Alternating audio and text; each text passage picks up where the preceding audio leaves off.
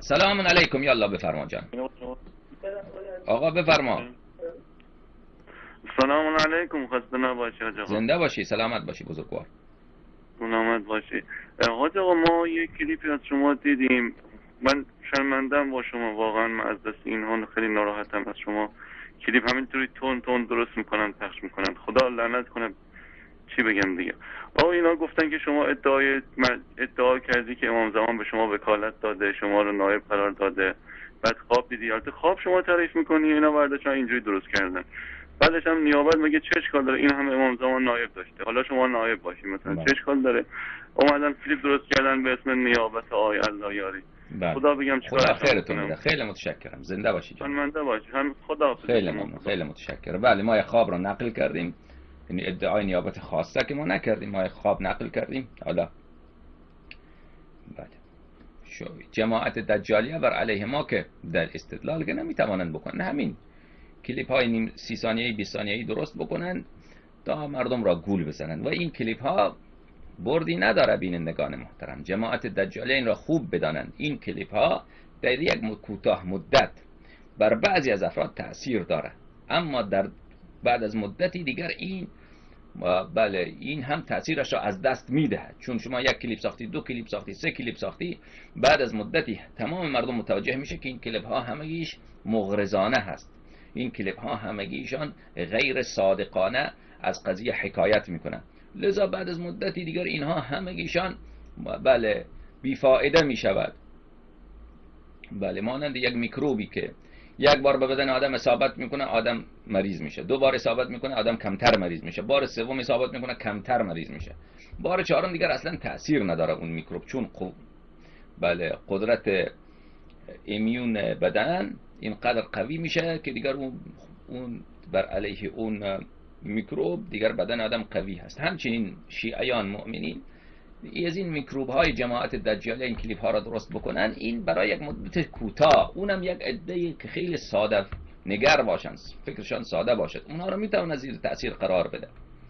در دراز مدت بله هیچ گونه تأثیری ندارد بجز از این که آبروی خود دجالیه برود و الحمدلله رب العالمین. در کوتاه مدت هم همینه، برای بیشتر مردم در کوتاه مدت هم قضیه واضح و روشنه که دجالیه چون جواب ندارن، چون دست پاچه شدن، اصلا هیچ اتاق فکری اینها میشینن جلسه میگذارن، هیچ چاره ای ندارن که چگونه با الله یاری مبارزه بکنن، با این شبکه حقه چگونه اینا این صوت را خاموش بکنن. هیچ بیچاره هستن.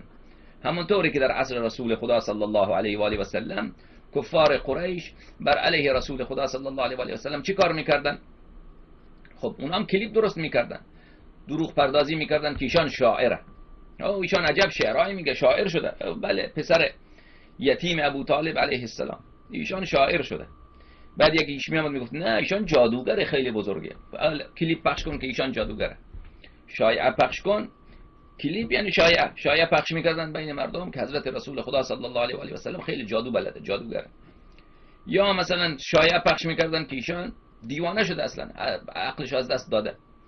خب اینها کسی باور نمیکرد این حرفا را. ادعی خیلی کم ساده فکر باشن، کوتاه فکر باشن، یک پیرزن یک جایی مثلا خیلی ساده اندیشی باشه. ابو جهل آمد به او نقل کرد که بله رسول خدا صلی الله علیه و آله و سلم شاعره یا مجنونه. خب باور شاید بکنند، اما خب این چه به درد ابو جهل میخوره؟ یک مدت خیلی کوتاه بعد اون پیرزن هم متوجه میشه که ابو جهل دروغ میگفت. متوجه هستی؟ ابو سفیان دروغ میگفت. دیگر ابو جهل هرچی بعد قسمم بخوره که نه واقعا شاعر، دیگر مجنونه، دلیلم بیاره، دیگه باور نمیکنه. قضیه جماعت دجالیه عین شیء. اینا مجبورن افتراعات و شایعاتی بسازند و پخش بکنن، چون دیگر چاره ندارن. اصلا فکر میکنن چه کار بکنیم نمیتونن بکنن، چاره بیاورن. دوستان عزیز، به حول قوه الهی با ضربت حیدری مراجع مثلا همگیشان با ما نامردی کردن، کسی با ما نیستاد. شما دیدید بینندگان محترم، ما به یاری و قوت الهی ضربه حیدری امیر المؤمنین علیه السلام مرحب را در خیبر که زد، 2 شق با اسب و با تمام ساز و کارش 2 شق شد، 2 پاره شد، افتاد ملعون. این ضربه حیدری. شما دیدید بینندگان ابطال انقلاب، ابطال بله ولایت فقیه، ابطال حکومت اسلامی و اصلا اثبات این که قول به ولایت فقیه اصلا کفره و این جماعت نتوانستن جواب بدهند. و الان برایتان ثابت کردیم که آقای خمینی اصلا کافره. این مطلب برای شما ثابت و روشن شد بینندگان محترم. و اینها اگر می توانستند که با ما مناظره بکنن، با ما استدلال علمی بکنن، الا ماشاء الله اینا کرده بودن این کار را.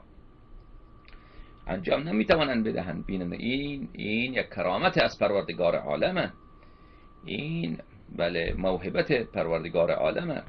متوجه هستید بینندگان محترم؟ این از جانب دجالیت. در جانب عمری شکر خداوند متعال، ضرب آنچنان حیدری، ضرب آنچنان نازنین، ضرب آنچنان کارساز، شکر خداوند متعال که دیگر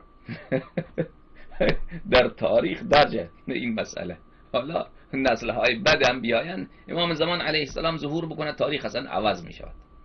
حالا اگر تاریخ به همین وضع پیش برود، سالهای آینده ما نباشیم مردم یاد خواهند کرد که یک زمانی بود که یک کسی پیدا شده بود آنچنان ضربه میزد که تکه پاره ابوبکر و عمر را از زباله ها مردم نمیتوانست جمع بکنن. آنچنان اینا را ضربه محکم حیدری که شق شدن، پاره پاره شدن، کثافت اینها دیگر جمع شدنی نیست. این چنین الحمدلله رب العالمین، شکر خداوند متعال، این چنین ضربت کاری به اینا زدی. هم دجالیه، هم عمریه و هم صوفیه. بله. و از اون جانب مثلا مراجع مانند شیرازی ها اینها را هم که حسابشان مشخص کردیم. حالا با مباحث شاید مبسوط‌تر درباره شیرازی ها در آینده مطرح بکنیم. خب بینندگان محترم، شکر پروردگار عالم، شما اینها جواب که ندارند جواب حرف ما را بدهند. اینا مثلا یک جای 20 ثانیه حرف ما را اولش قطع کنن، آخرش قطع کنن، پخش کنن. الله یاری ادعای نیابت کردن.